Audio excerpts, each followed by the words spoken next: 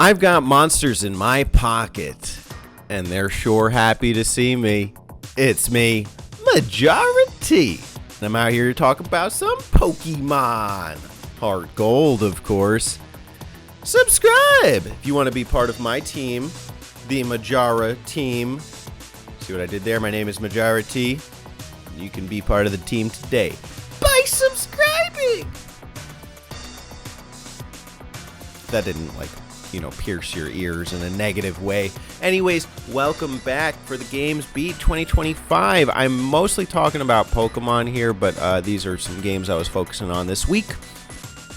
And, of course, I'm going to just jump in with some Heart Gold here. I took on the Battle Tower again, the primary attraction of the Battle Frontier, which is a 3-on-3 Pokemon tournament to the death, where you enter 3 Pokemon and see how far you can take it.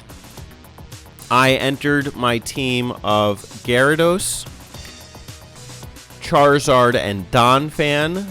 The Donphan and Charizard are EV trained, but the Gyarados is not.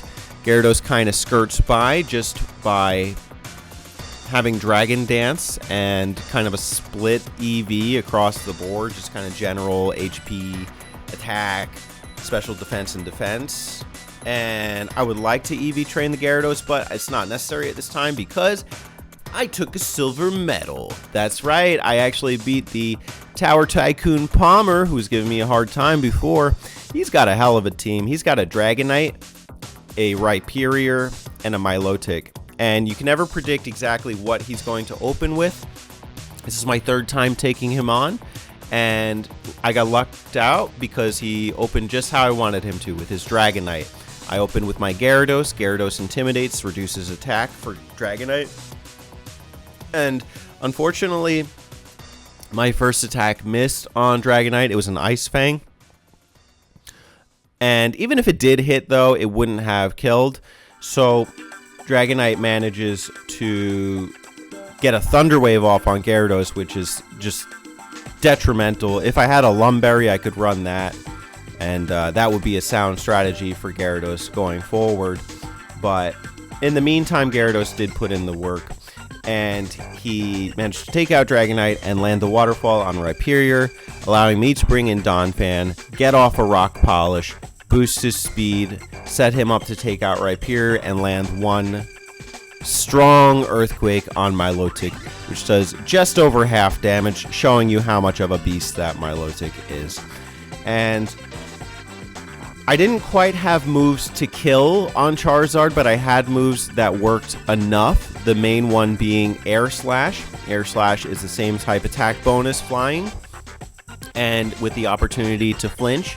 It did cause Milotic to flinch, but even if it didn't, Charizard would have survived with his Focus Sash to 1 Surf, and it would have relied on me landing 2 Air Slashes, but it worked out. It did make me consider running Solar Beam on Charizard with the, I still don't know the name of the item, whatever allows Charizard or any Pokemon to use Solar Beam in 1 turn.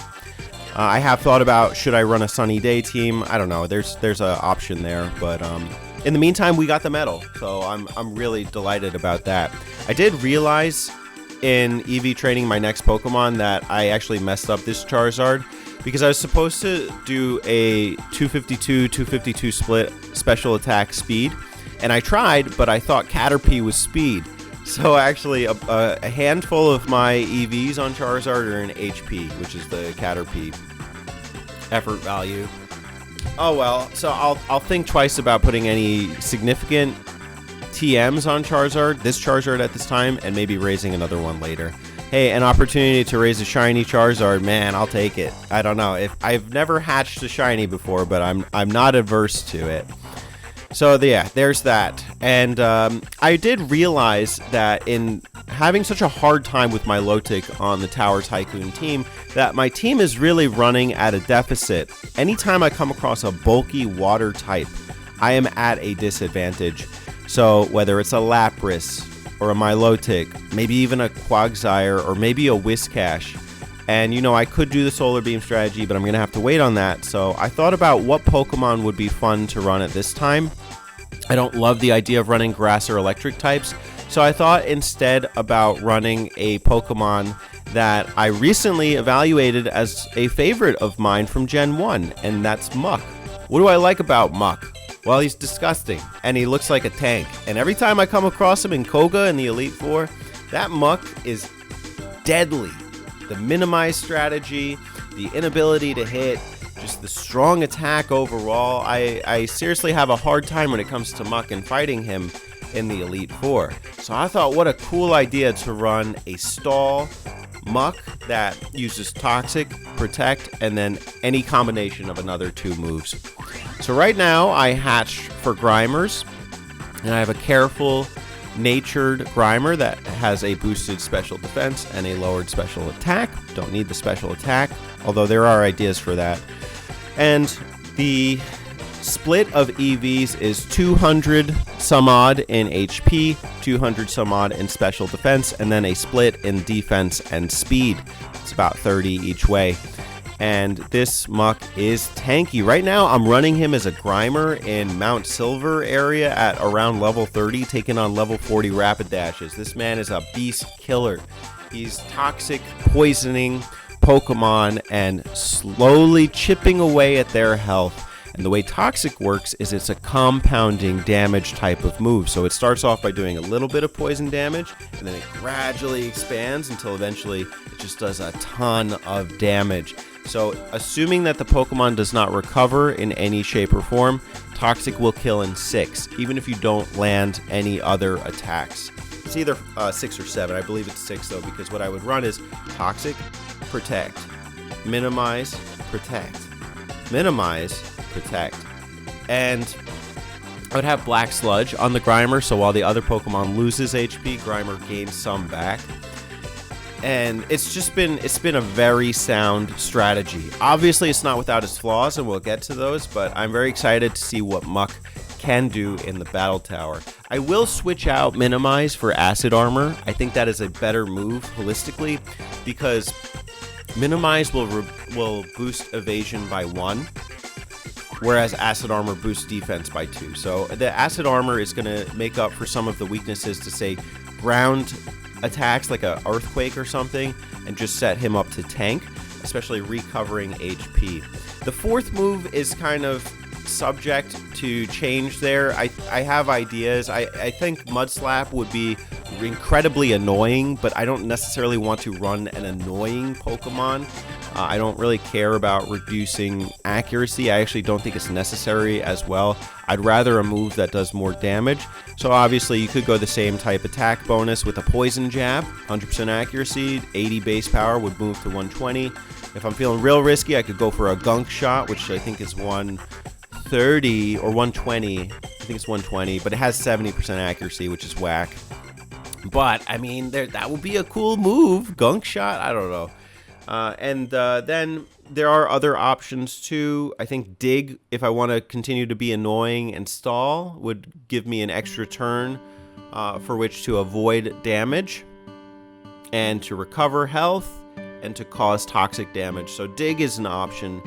And there are some other physical attacks that would do work. Haven't really thought about them, but I'm just excited to run this Grimer and see what he can become. Now, obviously, there are a couple pitfalls to this strategy. Mainly, I think of Gengar. So Gengar would be a problem here because, you know, if I run a poison attack, it's going to do half damage.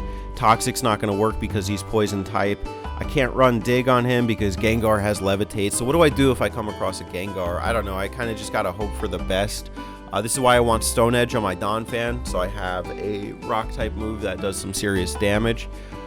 And I'm not taking Rock Polish off, that's too good. Giga Impact, honestly, I could take that off. I'm okay with that, and then just running the defense curl rollout strategy. But even then, the special defense doesn't really survive on Donphan any moves from a Gengar if he has Ice Beam, you know, let's say.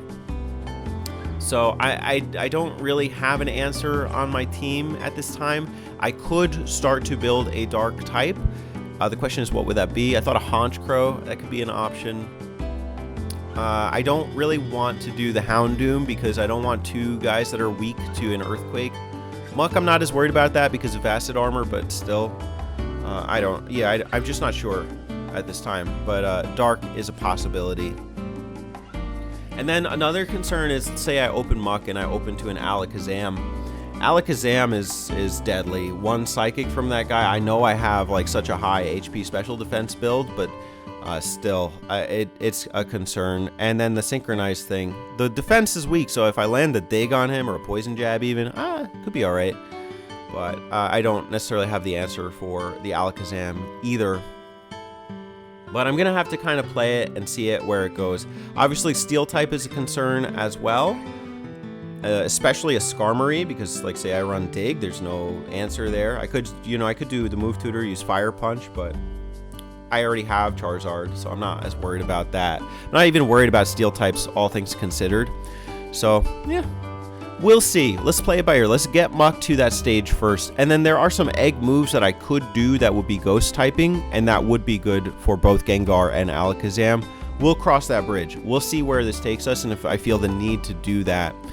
So I'm excited. I'm excited to get this guy on the team and really start. The main thing was, do I have an answer for my Milotic and for Lapras? And I think I do now. So yeah, let's see where it goes. Okay. As far as other games, I have played some Donkey Kong Country Tropical Freeze this week. It was okay. It was fun, and I was playing off stream and just recording some gameplay. And honestly, I just don't remember too many levels. I only remember the ones that really frustrate me. So this one where you're riding Rambi over a bridge and there's like fireballs dropping on you. I think I lost like a good 20 lives there. I would gain them back because of red balloons, but I was not enjoying that so much. And then some of the boss battles, they're fine. They're just really stretched out. I mean, I get what they're doing, but I just don't think of Donkey Kong Country as a series, as a boss battle type of game. I will reserve judgment. It's a very cinematic experience. It's great. It's cool. I'm glad they brought it back in some form or fashion. I just don't know if it's my Donkey Kong Country. So let's finish the game and we'll see where it goes. I am itching to play more Mario 3D World. It's been a while since I streamed it, and that was a hope for me, was to stream it this week. Didn't happen, but the week is young, and so am I. And then I did play a Castlevania run on stream. I was having fun. I was itching to play it. I was playing a little sloppy. I hadn't played in a while with all the upgrades, but I already shaved off time getting up to Dracula. The question is, can I beat Dracula in one? If I can do that, I can get it sub 20, and I think that would be awesome. I'm really hoping for sub 20 eventually, but I keep running like 25 minutes. Let's get back to where we were before, which was like a 21 something. I didn't really play that much this week. That's okay because I've mostly been watching the Knicks.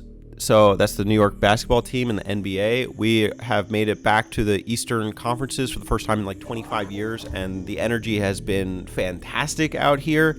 It's just, you go anywhere, you see people wearing Knicks garb. There's a guy outside my building that's, standing out there puffing on a cigar and just like, go Knicks. Like, and he's wearing his blue and orange jacket and hat and all this setup. It was actually the first game of the conference where I got invited out by a fellow tenant in the building to an Irish pub. And we watched. It was a kind of a tragic game. They went to overtime, even though they were up like almost 20, and then Indiana came back. But it was still a good experience to go and watch. I ended up getting bought 3 Guinness at the bar by other people. That never happened, so it was my first time going. One was the tenant, one was the bartender. This was on the house, and another older dude was, get the kid a drink.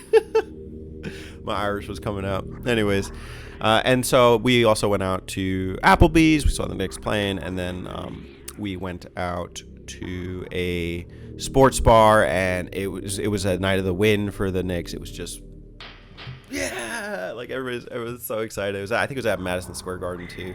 And then they took the win last night. So this is an elimination round tonight if I get this video out on Saturday. And go Knicks. Let's see how they do.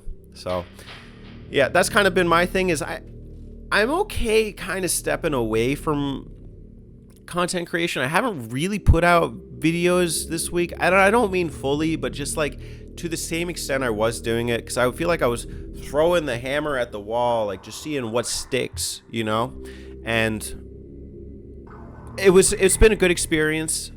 But I think that this style of video is good enough to kind of carry me one per week and not burn out. So yeah, just let me know how you're enjoying the videos, if there's anything you're missing from me. But that'll be it for me. Majora T, welcome to the team, and let's finish the season strong, if you know what I mean. Have a great day, and I'll see you in the next video. Toodaloo.